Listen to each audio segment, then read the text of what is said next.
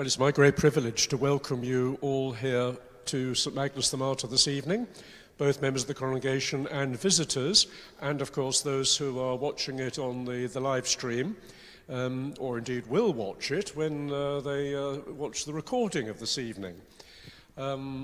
David's going to explain more about the project and Michael about our guest speaker this evening. But just to reiterate my welcome. I hope you've all had a glass of wine. It's too late now, if you haven't. And if at the end of the lecture, if you feel like dropping some money in the plate or using the contactless in the narthex, please do that. But welcome to you all. David. Thank you, Father Philip. So I'm David Pearson, a church warden here and treasurer. Some of you might be old enough to remember that in 2020 we lived through a pandemic. I'm old enough to remember that. And although it presented many challenges, one of the opportunities it presented was for us to be able to obtain some funding through the Heritage Lottery. And we got a grant of a bit under £250,000, £250,000, a bit under that. And it enables us to carry out a number of items of much needed work. Some of them at the more banal level, and that included things like refurbishing the toilets, installing an accessible toilet and a second one, and then some of them at the more aspirational and interesting end, and that includes funding for a historian to work on our history, and sort of connected to that, a virtual tour on our website and a revamped website. So one of the things Father Philip will encourage you to do at the end when you leave is to go and visit our website and take that virtual tour, which takes you all around the church. So thank you to the Heritage Lottery funding for allowing us to do that. And I'm going to pass over to Michael Cooper, who will introduce our guest speaker. But the only reason we're sitting here tonight, and also with new lighting, that was another part of our funding that we were able to do. So we're getting the benefit of quite a few things tonight, and it's because of that grant. Thank you very much, David. Well, it's my great pleasure to be able to welcome Dr Matthew Payne, our speaker tonight. Matthew is the keeper of the Muniments at Westminster Abbey and may well be known to you already. He read classics at Oxford University, archive administration at Liverpool University, and completed his doctorate at Queen Mary, University of London. He's worked for the Duchy of Cornwall, the Guildhall Library, the London Metropolitan Archives, and took up his role at the Abbey in 2012. He's a Fellow of the Society of Antiques, Treasurer of the Bibliographical Society, and a Liveryman of the Stationers' Company. His research into St Magnus will see publication with an article in the Transactions of the London and Middlesex Archaeological Society. That will be on the origins and dedication of St Magnus. But tonight he's going to give us a tour d'horizon of the medieval history of the church, which is often slightly neglected compared to the post-fire history of the building. So without further ado, I will hand you over to Matthew.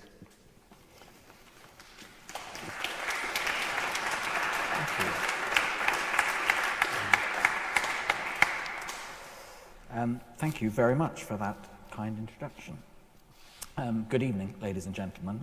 I'm delighted to be able to speak to you this evening, and I want to offer my thanks also to everyone at St Magnus and to the funding secured from the Heritage Lottery Fund that enabled the research that forms the foundation of this talk.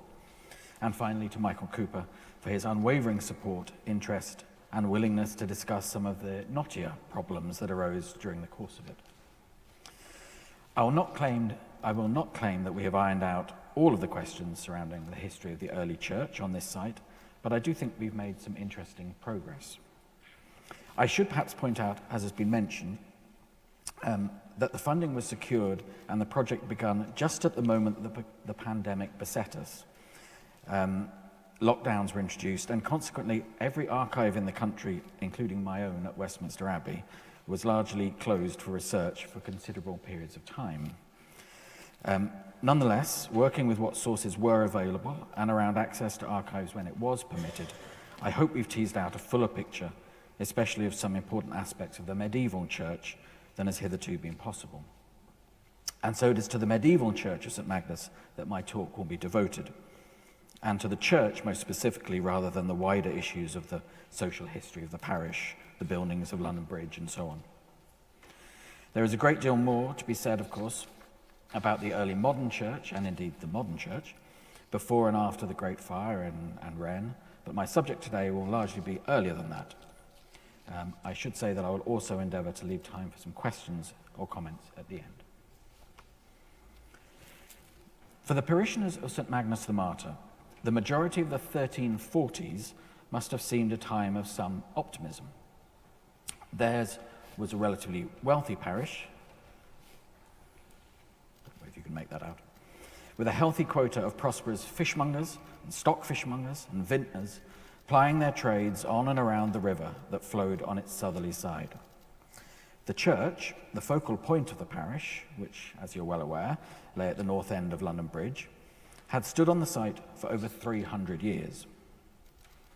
The church was dedicated, as I hope Michael Cooper and I have demonstrated in an article due to appear very shortly in the Transactions of the London and Middlesex Archaeological Society, to the Italian saint St Magnus of Anagni. Here showing his tomb in Anagni Cathedral with 13th century wall paintings of his life all around. Not, I'm afraid, to his namesake from Orkney. The latter's death and canonization came over a century after the London Church's foundation.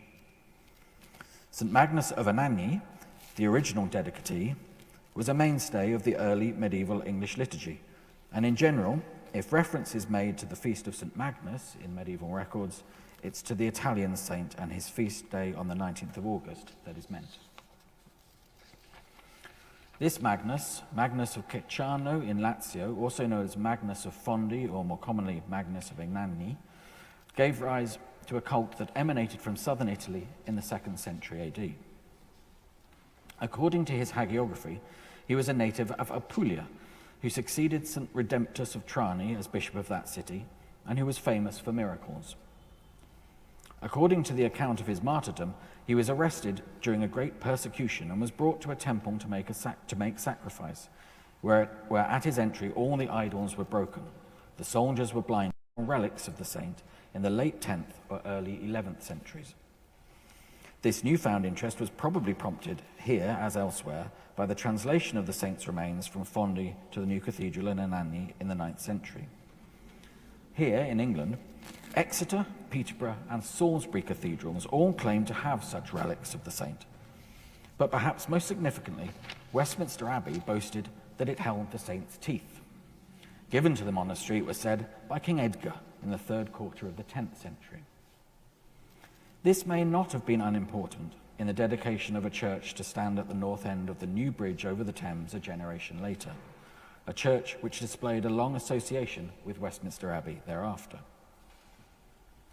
The construction of the original church of St Magnus doubtless coincided with the construction or reconstruction of the bridge to its south, the main crossing point of the Thames for many miles, and the land reclamation from the river that went with it. This reclamation had begun at the end of the 10th century and accelerated with the rebuilding of the bridge after its destruction in 1014 AD. The new land reclaimed on the south side of the old Roman wall abutting the river swiftly accommodated 4 new churches: All Hallows the Great, All Hallows the Less, St Magnus, and St Botolph Billingsgate. Originally, these may all have been private churches or chapels, associated with wealthy merchants and Londoners deriving their incomes from the new walls built at the same time. In the case of St Magnus, we have the suggestion of one such private owner in the mid-11th century, namely a London citizen named Liffing or Livincus. Before 1067, it is claimed in an early charter, Liffing, the owner of the church, and his son had taken holy orders and retreated to a monastery. His wife also dedicated herself to religion, which presumably meant she entered a nunnery. The family had presumably then given the church to the king, William the Conqueror, who in turn granted it to Westminster Abbey. As this account comes from a charter purporting to confirm the grant, and this is a later enrolled copy of the charter. As this account comes in a charter purporting to confirm the grant of the church by William the Conqueror to the Benedictine monastery at Westminster, it seems likely that Lyfing and his son themselves retired to Westminster to become monks. Unfortunately, the fact that the charter itself is in fact a slightly later forgery rather detracts from our speculation. But I think it highly probable that, forgery though it technically is, much of the wording of the charter was based on genuine precedent. The charter itself is at the British Library. The Church of St Magnus itself was apparently a stone building from very early. The building was rebuilt and enlarged in the early 13th century on land gifted by the king, Henry III, in 1234. 25 years later, building work still seems to have been going on when the king gave further support, this time in the form of 3 large oak trees from Essex, perhaps to help complete the roof. It suggests a rather large project of rebuilding. The strategic position and relative wealth of St Magnus, at one of the most significant entry points to the city, was quickly appreciated by the larger religious houses, and St Magnus was recognised as an extremely valuable interest. As we shall see, this was to be the source of some tension. So by the 1340s, the building itself was 100 years old, the site on which it stood over 300. The beginning of that decade, the 1340s, saw the installation in 1341 of a new rector, John de Teversham. He was a religious figure of some standing, having been a close friend of the late Bishop of London, Stephen of Gravesend, and becoming a substantial local property owner in his own right. After only 2 years in the parish, in about 1343, Teversham oversaw the establishment of a new fraternity within the Church of St Magnus, dedicated to the Salve Regina, founded by 5 prominent local merchants, including a fishmonger, a stock fishmonger, a chandler, and a vintner. The inspiration for the fraternity may have been the Salve Regina procession, which formed part of Dominican liturgical practice from the 13th century. After Compline, that is the final set of prayers of the day, a procession formed from the choir and into the nave while the Marian hymn Salve Regina was sung.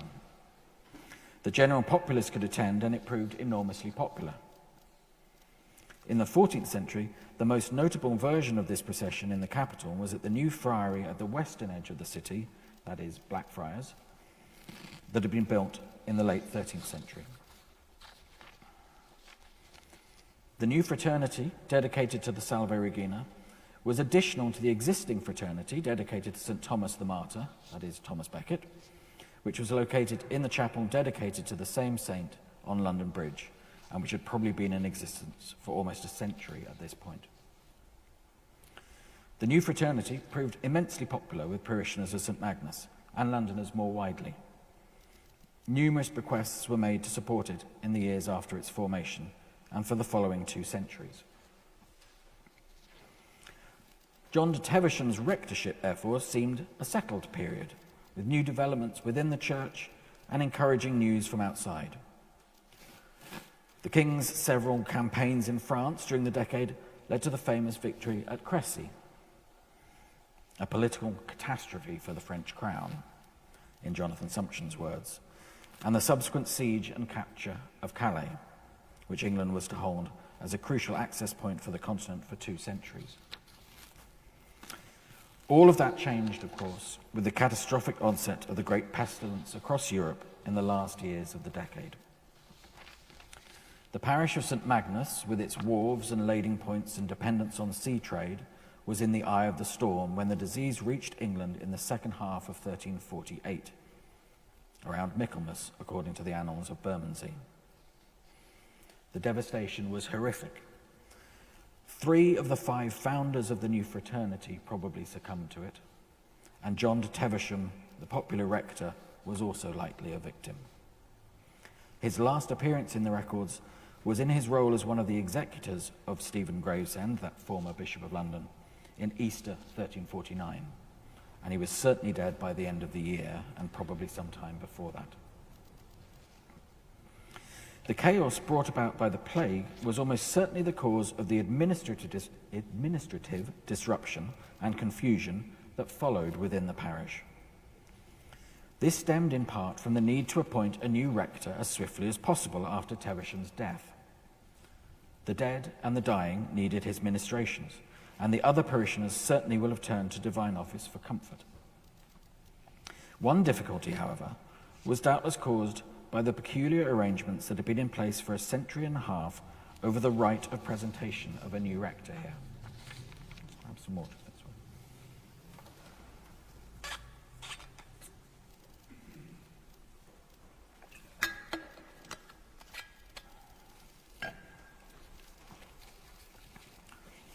The apparent value of the parish had led to a dispute in the late 12th century over who it was that owned the advowson, that is, the right to present the new incumbent.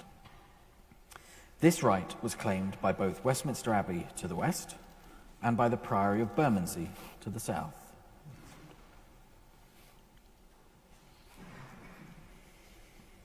The dispute between these two houses resulted in a court case in 1182, the only satisfactory resolution of which was that they should take it in turns to present.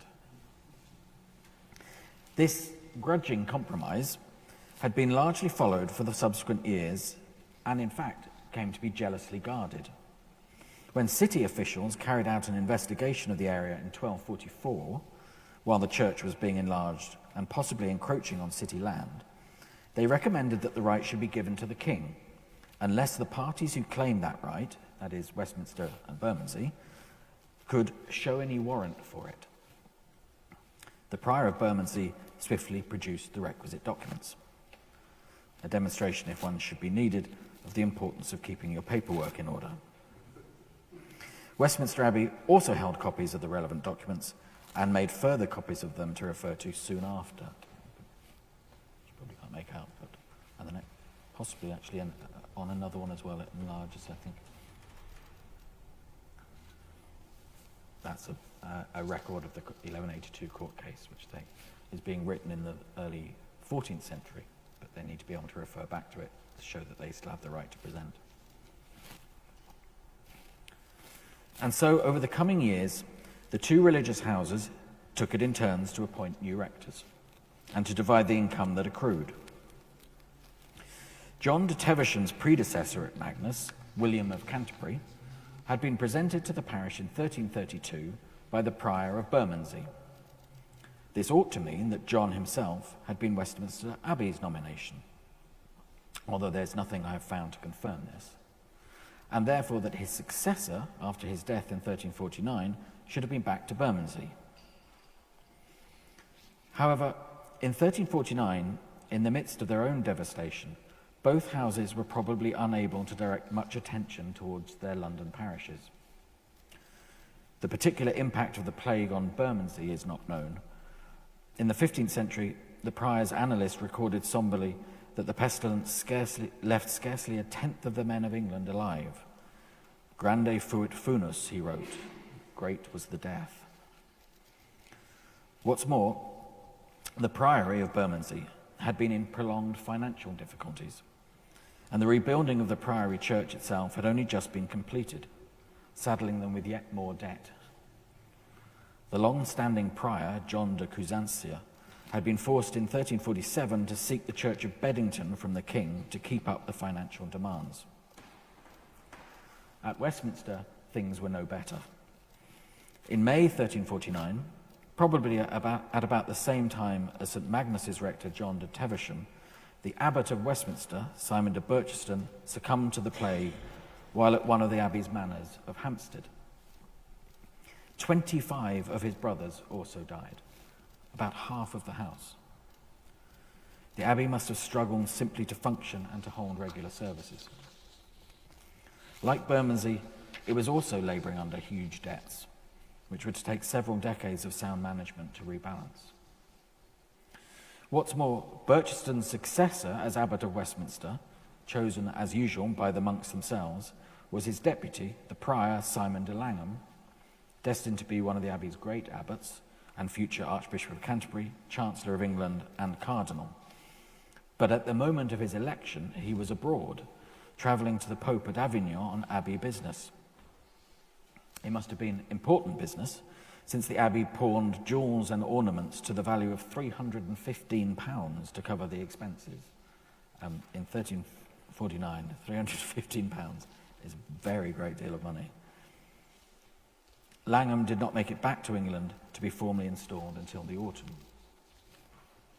All of which confusion may go some way to explaining the apparent difficulties that the Church of St Magnus faced over the following couple of years in acquiring a suitable successor to John de Teversham, a confusion which drew in both the King and the Pope. I hope this comes up in the right order. Yeah. Suggesting that both Westminster and Bermondsey may have renounced or handed over or even sold their rights of presentation in the circumstances. At the end of 1349, an obscure priest named William de Hugonis of the Diocese of Lincoln, about whom I can find relatively little, had reserved to him by the Pope an unnamed benefice normally in the gift of Westminster Abbey. Later evidence suggests that this was St Magnus, but clearly he never came into possession of it. By the following year, a certain Theobald de Sancey, an apparently unordained young man originally from Besançon in eastern France, appeared to be imposed without dispensation. Heaven knows how he got there. By 1351, he had resigned in favour of his brother, John de Sancey, a rather more distinguished and legitimate ecclesiastical figure who had actually entered holy orders 15 years earlier. John de Sancey was closely associated with and probably related to the senior courtier, William de Cousancia, Edward III's treasurer and keeper of the wardrobe, and one of a number of senior Burgundian lawyers at court, so a very senior figure. One must suspect that he, William de Cousancia, was related to the then prior of Bermondsey, John de Cousancia, which suggests that John de Sancey's nomination, it gets very complicated at this point, was in effect Bermondsey's nomination, or at least that Bermondsey may have delegated its nomination in that direction. But John de Sancey, the new rector, was also part of the household of Gérard de Montfaucon, Seigneur de Vuillefont, le Vieillon, just to the south of Besançon, excuse my terrible French accent. And it was he who in 1351 petitioned the Pope for the rectory of St Magnus on de Sancey's behalf. Quite what gave Gérard the right to make this request of the Pope is not clear. But he was a powerful man with close connection in England with John de Grandison, Bishop of Exeter. He may have been behind the careers of both John de Sancey and William de Cousancia. Be that as it may, in August 1351, the Pope approved the nomination of John de Sancey. However, a couple of months before this appointment by the Pope, the King, Edward III, had already presented one of his own clerks, Richard de Berry, to the living. This was possible, the King stated, because the benefice was in the King's gift by the voidance of the Abbey of Westminster. Perhaps confusion had arisen over the brief, probably unlawful rectorship of Thomas de Sancey, which might be seen to have been Bermondsey's turn in nominating someone in the rotating appointments. If so, the next appointment should have been Westminster's. If they in turn had deferred their right to the King, he may have felt quite within his rights to make the next appointment. Inevitably, part of the reason for the King's involvement was financial. At this date, Edward III was actively gathering up such livings into his own hand from alien priors and other houses to help support his war in France. Military campaigns were, and indeed are, incredibly costly ventures. Westminster was currently in favour with the King, who at the beginning of his reign had appeared largely uninterested in the royal abbey. Not only was Simon de Langham, the new abbot, rapidly rising in the King's esteem, but Edward's interest in the abbey itself grew slowly over the period. His campaign for the French crown probably quickened his interests in England's coronation church. In 1351, the year that he appointed Richard de Bury to St Magnus, Edward came to Westminster Abbey with a relic of great importance, taken in France, the head of St Benedict, encased in silver, to add to the Abbey's magnificent collection of relics, including, of course, St Magnus's teeth. And so at the end of 1351, St Magnus appears to have had two rectors, Richard de Bury, appointed by the king, and John de Sensé, confirmed by the Pope. How this operated for the poor parishioners is not entirely clear. My suspicion is that John de Sensé never actually came anywhere near the parish, at least not in any official capacity. Richard de Bury, the king's clerk, seems to have been the one actually in occupation. But what I think it also shows is the benefice of St Magnus acting as a single focal point, a sort of proxy for the various international machinations surrounding the king's continental ambitions. It was perhaps a struggle repeated in various forms in other places, but here we see within the city a manifestation of the manoeuvrings of the king on one side and the Pope and France on the other, a sort of Western European politics in microcosm. Pope Clement VI was a Frenchman himself and was no supporter of Edward III or his claims to the French crown. In 1341, he had threatened Edward with excommunication. In 1344, Edward had condemned the papal practice of providing benefices to his friends. In December 1350, after the death of King Philip of France, Edward had asked the Pope to elect an English cardinal. Although Clement seemed to agree, asking Edward to put up two suitable candidates for him to choose from, he then totally ignored the two candidates that were put up and created 8 new French cardinals. Edward's anger can probably be imagined. He looked set to pass a statute prohibiting goings on at St Magnus very much reflect the higher political activities of the day. So when the obscure William de Hugonis resurfaced in 1352 to try to claim the benefice that he felt he had been promised, he took his case against Richard de Bury to the papal court. He was unsuccessful. After William's death the following year, while still at Avignon pleading his case, another contender, William de Sturmere, tried to claim succession to whatever right William de Hugonis had in the church. Almost immediately afterwards, presumably on either the death or failure of William de Sturmere, Henry, Duke of Lancaster, sent another petition to the Pope on behalf of one of his own clerks, Richard de Herswell, to succeed to Hugonis's rights. What had happened to John de Sensé's claim to the rectorship is not entirely clear. He continued with a successful church career in England and in holding a number of other livings and prebends, so perhaps he simply withdrew his claim. The death of Pope Clement at the very end of 1352 may have scuppered any challenger's hopes of attaining the living from that quarter. And so none of these attempts were successful, and Richard de Bury, the king's man, enjoyed the rectorship until at least 1354 and possibly for several years thereafter, indicating that the king had come out victorious in this particular struggle.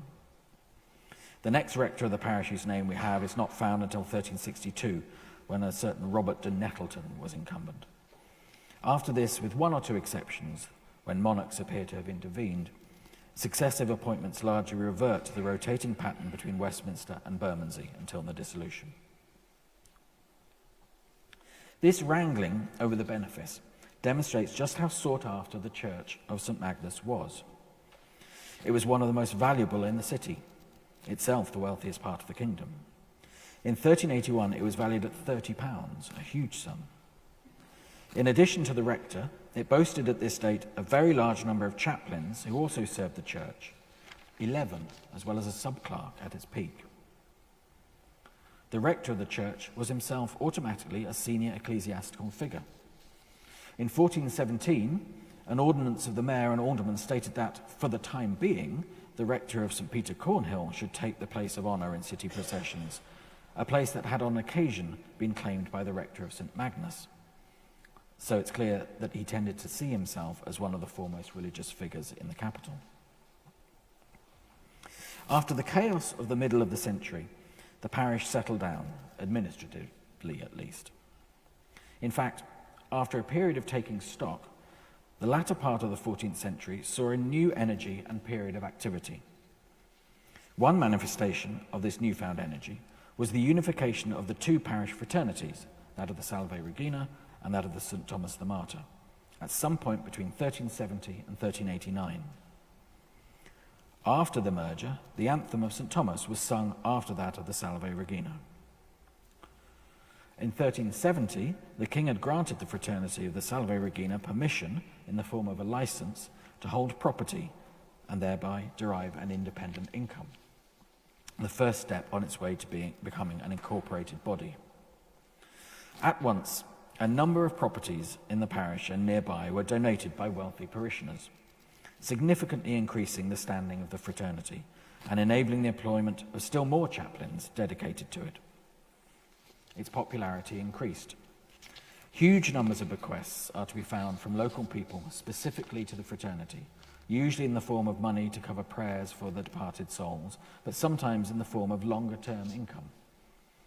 Henry Hale, for example, a former master of the fraternity, left portions of the rent from a shop on Bridge Street to be paid over by the occupiers while they were still alive, and then to which fraternity the same are to revert after the decease of the said devisees. So the fraternity then gets the whole shop. Membership of the fraternity doubtless increased accordingly. To record the names of the growing membership, the fraternity kept a bead roll, a register of donors and members. In 1448, John Mitchell, who bequeathed the fraternity the huge sum of 100 shillings, asked for his name to be recorded among the names of the brothers and sisters of the said fraternity, and the name of John my father, Clemence my mother, Olive recently my wife, and Margaret now my wife. The merger of the two fraternities and the increased wealth derived from an increased membership, by 1548 its income was recorded at almost £50, which is an enormous sum, stimulated the parishioners in the last quarter of the 14th century to look to rebuild their church. The driving force behind this rebuild, and almost certainly the architect who designed the new building, was the greatest architect in the country at the time, and indeed one of the greatest architects of any age or place, Henry Yaverley. Whether this is actually Henry Yaverley being portrayed or not, I think is perhaps open to question, but it is claimed to be a portrait of him. Yaverley just so happened to live in the parish, directly opposite the church, on the other side of the bridge, on the way down to the bridge. Yaverley was the king's own master mason, responsible among countless other projects for the resumption of building at Westminster Abbey, for the design and execution of the west end of the nave, reconstructed cloisters and abbot's house. Yaverley provides another important link between Westminster Abbey and St Magnus. From 1365, probably until old age required him to step down, Yaverley acted as one of the wardens of London Bridge, overseeing the continual maintenance required for that remarkable construction. And it was he who was also responsible for the rebuilding of the chapel on the bridge dedicated to St Thomas from 1384 onwards, presumably simultaneously with the rebuilding of St Magnus itself. Yaverley, it seems, was intent on redesigning much of London. Planning the project together with Yaverley was one of the most distinguished rectors in St Magnus's history. Nicholas Stockett had been a senior clerk for William of Wykeham, Bishop of Winchester, and travelled frequently on the bishop's business, certainly to Rome and to Prussia to negotiate with the Grand Master of the Teutonic Order. He was a lawyer and a specialist in the royal chancery and the court of chivalry, and the author of a text on decretals. He was appointed to St Magnus in 1383, not in this instance by Westminster Abbey or by Bermondsey Priory, but by the King, Richard II, probably at the request of William of Wykeham and of Henry Yaverley. Yaverley was a long-standing friend of the bishop and dined often at the bishop's house on the other side of the Thames. The bishop's household was large, and as many as 55 people sat down to eat, but even so, the 13 gallons of wine and 102 gallons of ale suggest a somewhat riotous occasion. Architectural projects were surely part of the dinner table talk. The Bishop William of Wykeham, was himself a great builder, overseeing the construction of his new foundation of Winchester College, familiar to some of you, between 1382 and 1394, not, interestingly, designed by Yaverley. The bishop had his own master mason, called William Winford, as well as rebuilding the nave of Winchester Cathedral. So it was the combined energy of Yaverley and Stockett that caused the rebuilding of the Church of St Magnus in the last decades of the 14th century, on a much grander scale than what had stood there until then. Get a sense of it. Just about make it out in the middle, I hope. Work on the main body of the church had proceeded through the 1390s, so that by 1398 a new square bell tower was being built. Bequests from local parishioners were left towards the construction of the bell tower, as well as £100 of copper given by a local stockfishmonger, Robert Laycock, for casting 9 bells for the belfry. This set of bells included one great bell called Trinity. Neither Stockett nor Yaverley lived to see the completion of their project. Nicholas Stockett died in 1399. At Yaverley's death the following year, much work was still to be done, and this work was continued to his designs into the 15th century. This included the addition of a cloister on the south side of the church, the arch as you can see at the bottom, built in the first 2 decades of the 15th century. This could be accessed through the church, down a single step, and on its completion it became the site not only for gatherings and distributions to the poor of the parish, but also a popular site for burials. In fact, its position was probably that of the church's former cemetery, which had been laid out in 1347, just ahead of the onset of the plague. On its south side, the cloister abutted the river. Inside the church, the layout comprised 4 aisles, with a main central one, before a rood screen separating the nave from the choir. This was taken down and destroyed in 1559. Besides the high altar, of course, were a number of other altars. Mentions are found of altars dedicated to St. John, St. Catherine, and a chapel of the Trinity. These altars were taken away in 1552, and in 1562 the churchwardens were instructed to break all of the remaining altar stones, presumably some of which had been recently reinstated. In addition, of course, there was a chapel for the Fraternity of Our Lady and St. Thomas, which seems to have borne an image of the resurrection. It was here that the great architect Henry Yaverley was laid to rest, having died on the 21st of August 1400, just a few weeks before that other great artist of the age, Geoffrey Chaucer, was buried at Westminster Abbey. Although Yaverley spent his last year in London at a property he had recently acquired in Southwark, not in his large house by Oystergate, just over there, opposite the Church of St Magnus, it was to St Magnus that he directed his body be brought, interred in a tomb that he himself had designed.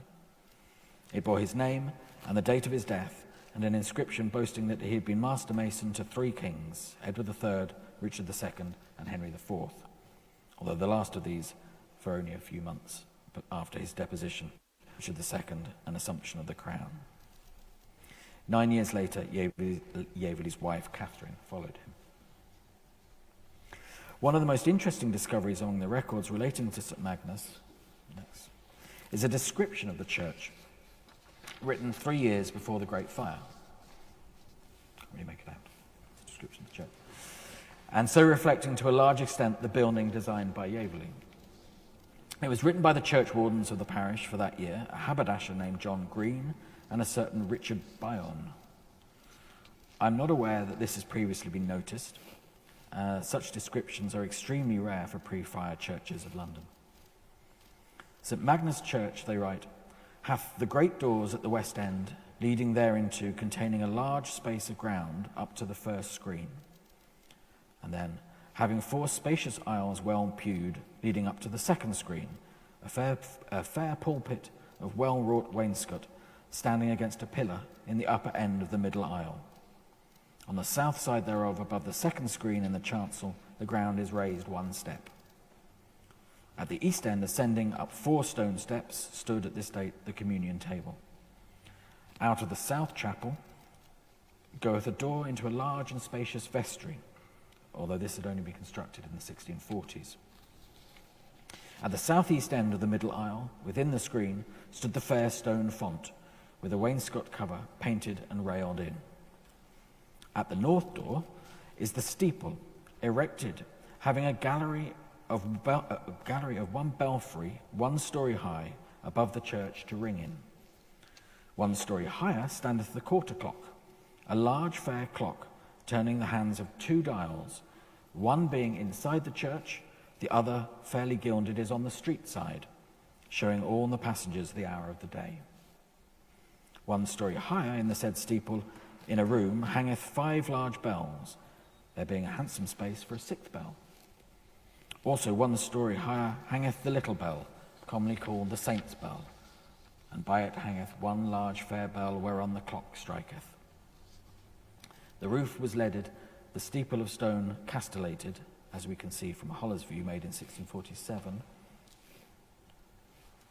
And then again, we get, if you do one more, I try to zoom in.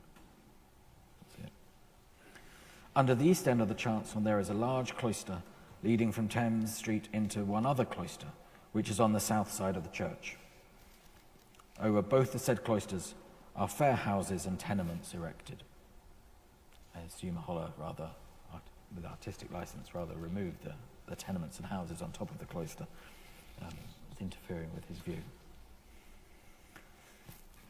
The lavish funds spent on the reconstruction from the late 14th century onwards did not ensure that care was taken over the building indefinitely, or that the chaplains appointed to serve the altars and the fraternity were necessarily of the highest order. In 1421, Roger Watts, described as serving the fraternity of fishmongers in the church, was arrested for adultery with the wife of a local dyer. The wealth of the parish and the consequent wealth of the chaplains was presumably a strong appeal for many. Individual chaplains might benefit from lavish bequests, so Chaplain John Cattell was bequeathed by parishioner Thomas Pettit an illuminated parchment manuscript of the Speculum Vitae Christi, the life of Christ. Alexander Abernett received 6 shillings and 8pence directly from a donor for praying for his soul. The chaplains could thereby acquire a certain amount of personal wealth. When the chaplain John Osterwick died in 1495, an inventory of his goods described not only a plentiful number of gowns and other vestments, but also a collection of books, valued by the surveyors at over 70 shillings. These included the works of Robert Grosseteste, examples of newly printed works such as John Latterbury's Commentaries on St Jerome, which Theodoric Rood had published 10 years earlier, as well as Lives of the Saints and other theological works. And these were not even his most valuable books. These were two portable breviaries which he specified in his will, one to go to a fellow chaplain at St Magnus, the other, covered in red velvet, to a parishioner, Isabel Smith, whose family seems to have cared for Osterwick in his old age.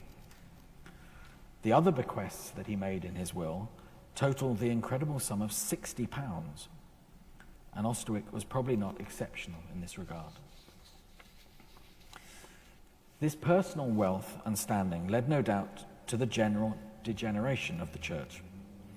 A survey undertaken in 1494 reported that the vestments and service books were broken and unhonest, that many of the priests and clerks wore foul and uncleanly surplices, that the chaplains did not attend masses or matins for the Salve Regina, and that in fact at the time of such services many of the chaplains be at taverns and alehouses, at fishing and other trifles whereby divine service is let, about which perhaps we say no more. What reforms were put in place to deal with such neglect we are not told. But of course the chaplains and priests did not have a great deal longer to enjoy their positions. The dramatic changes of the century and more running from the mid-16th century up to the Great Fire must be left for another occasion. In it, St Magnus was once again at the epicentre, providing one of the more dramatic illustrations of the vicissitudes to come with the death in May 1547 of the Archdeacon of Cleveland, Richard Langridge, former chaplain to Cardinal Wolsey and member of the household of Catherine of Aragon, a closet papalist in Peter Marshall's words, who drowned himself by leaping from the church's cloister roof into the Thames. On which rather macabre note, we shall, I think, draw a veil and open floor to any questions. Thank you very much.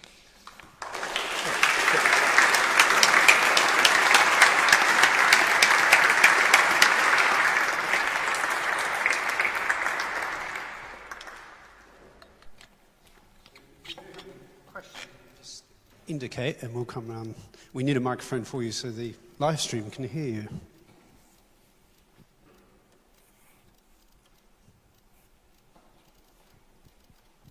Well, thanks very much for that fantastic paper. Could you tell us a bit more about the archive that you used to generate that story?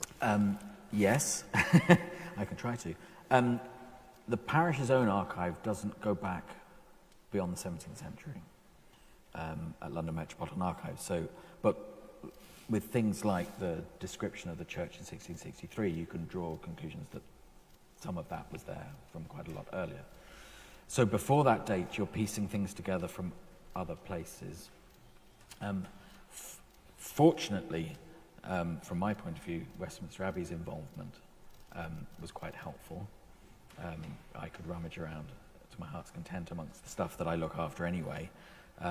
And amongst that, there are records relating to the appointment of particular rectors and the 12th century legal case and these sort of things.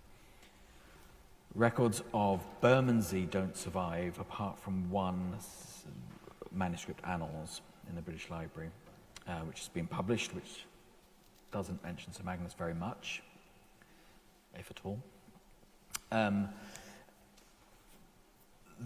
The sort of toing and froing in the mid-14th century between the king and the pope are from the king's side and the pope's side. Their petitions to the pope have been published, and obviously the king's orders and letters patent and these sort of things have been published, and you sort of put them all together and you see this sort of back and forth. I mean, there are other sort of stray things that you can pick up, but it's primarily that. I mean, Bishop of London records as well, amongst the diocesan records, which do go back that far. But it's very much a patchwork of stray references. Yes, trying to make sense of who's doing what when. Yeah.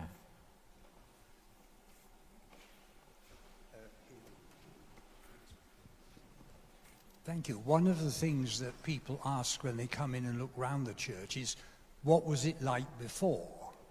And until this moment, I have not had the faintest idea what it was like before. Is that, I mean, I'm asking you to put your reputation on the line here. Yes. Is that a pretty good idea what it looked like before? Are there any other pictures? There are a few, and Michael will know this probably as well as I do, if not better. There are a handful, I think, aren't there? Amongst these large panoramic London views of pre-fire views, Hollows is perhaps the most detailed, and one doesn't know between the earliest of them in the sort of 1540s, 1550s, and 100 years later. Some things have changed in that period. Some of them, for example, show a steeple, and some of them don't. I'm not quite sure what to make of that. Holland's pretty accurate, generally. So I would say that's not a million miles away.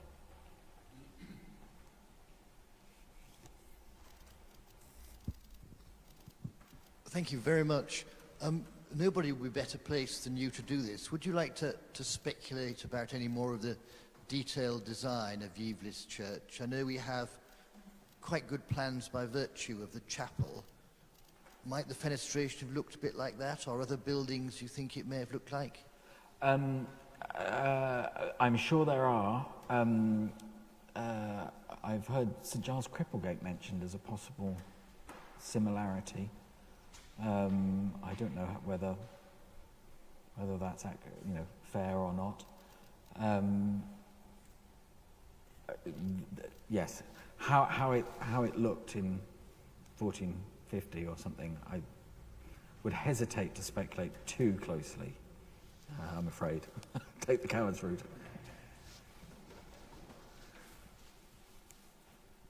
Thank you. You talked about the close links between St Magnus and Westminster Abbey. Did that cause any difficulties, for want of a better word, with St Paul's Cathedral here in the city? Not that I'm aware of.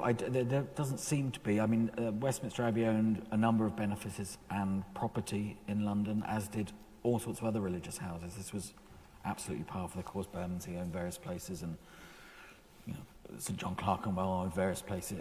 I mean, that's pretty standard. I haven't come across any mention that St Paul's felt encroached upon in any way. Here and then there.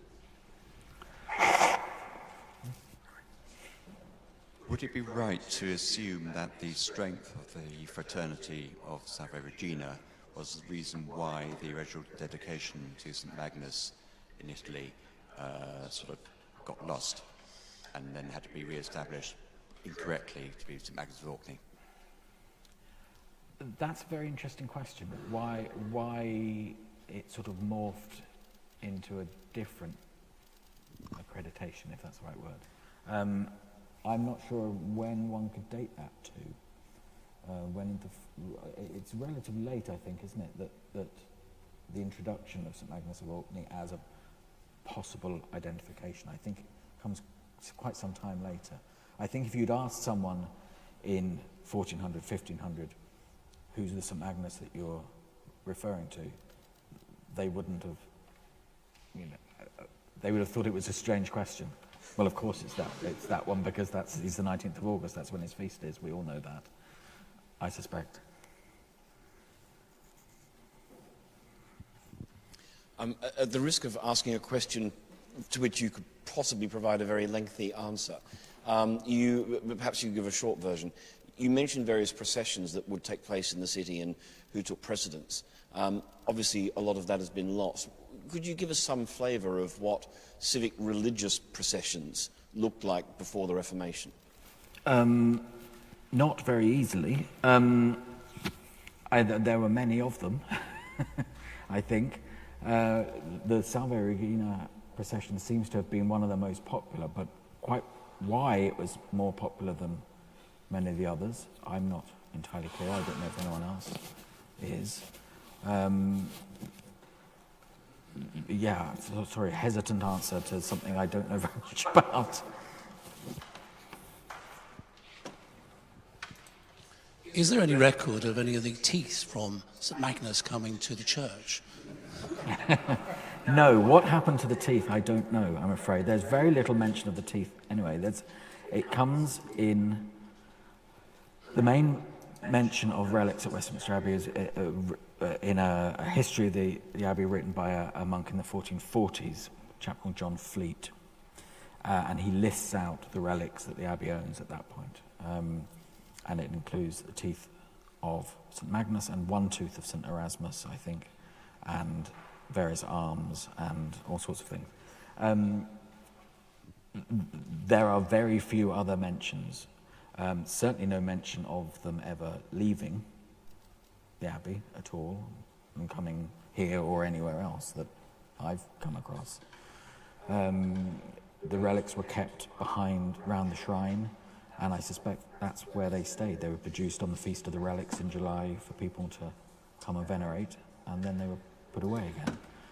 I doubt they left the building until 1540, or whenever it was that they left permanently, presumably. I haven't found them. Perhaps just to add a note to Edward's question about the dedication, all the calendars had St Magnus on the 19th of August right up to the Reformation, and even a little bit beyond in the 1560s. There are still references to St Magnus Day on the 19th of August. Thereafter, after the Reformation, of course, St Magnus got excluded from the Book of Common Prayer calendar, and therefore I think it was after the Reformation that they forgot who the St Magnus was. And the first real suggestion that it was St Magnus of Orkney was made in the 18th century, and then particularly there was a Danish scholar who published a book in the middle of the 19th century who suggested that it was Magnus of Orkney, and I think it was then that the sort of the new dedication started to take off and got confirmed in the 1920s.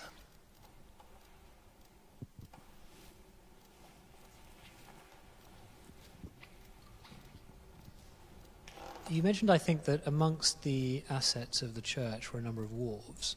Were those wharves located by the church, and if so, what involvement did the church have in the trade flowing through? Well, they were located by the church on land reclaimed from the Thames at an early date. I don't think I'm suggesting that they were necessarily owned by the church.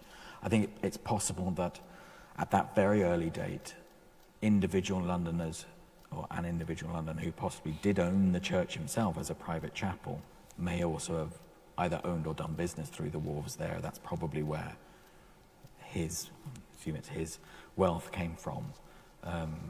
That's why it was a prosperous area for most of this period. But it only remains that private chapel until it's given to the Crown, assuming that charter is right, at the mid-1060s, and then to Westminster Abbey and Bermondsey. So only a private chapel at a very early date, and probably not very long. We probably have time for one or two more. Last couple.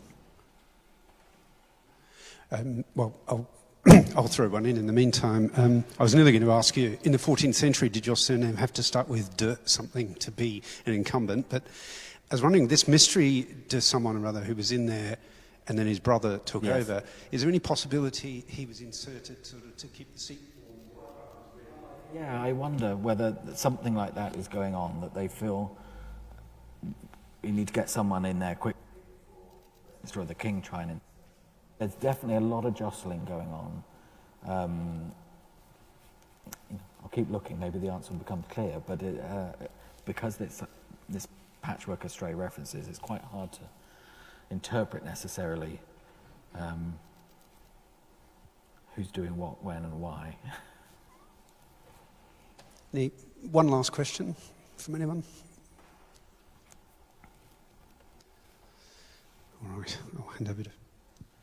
Well, one of the things that's interested me is to hear the names of my predecessors as rectors here, and to know that amongst the notable churchmen who might be sent off to Avignon to take messages to the Pope was a fair smattering of rogues and scoundrels, those who preferred fishing and drinking to actually doing any work in the parish.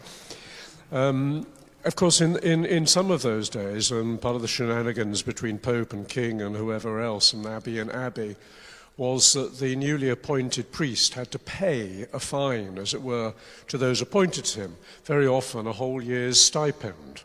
And it must be said that that makes my appointment by the Bishop of London to see very open and transparent. No money changed hands. But amongst those, those you mention and those whose names we don't know, must have been just decent parish priests who got on with the job. Their praises are not sung, but nevertheless, the parish wouldn't be here and cared for their people down through their centuries. I think their names may not be written in the records, but their memories should be treasured as well. Thank you very much for taking us through. I know you said yourself, it was going to be a condensed one, but it has to naturally be, because you've covered 1,500 years or so of the history of this church. And who knows, apart from God that is, what the next years are going to hold as well. And whether there will be a meeting like this in a few centuries, discussing in learned terms what happened in the early 21st century, well, I hope so. Thank you, Matthew. Thank you very much. And may I encourage you to visit our website, www.stmtm.org, or there's one of those QR codey things on the column there, and take the visual tour. The website really is very splendid. I think Alan's going to switch off now. And thank you to all of those who have come this evening. A reminder, there's a retiring collection, should you wish to do that.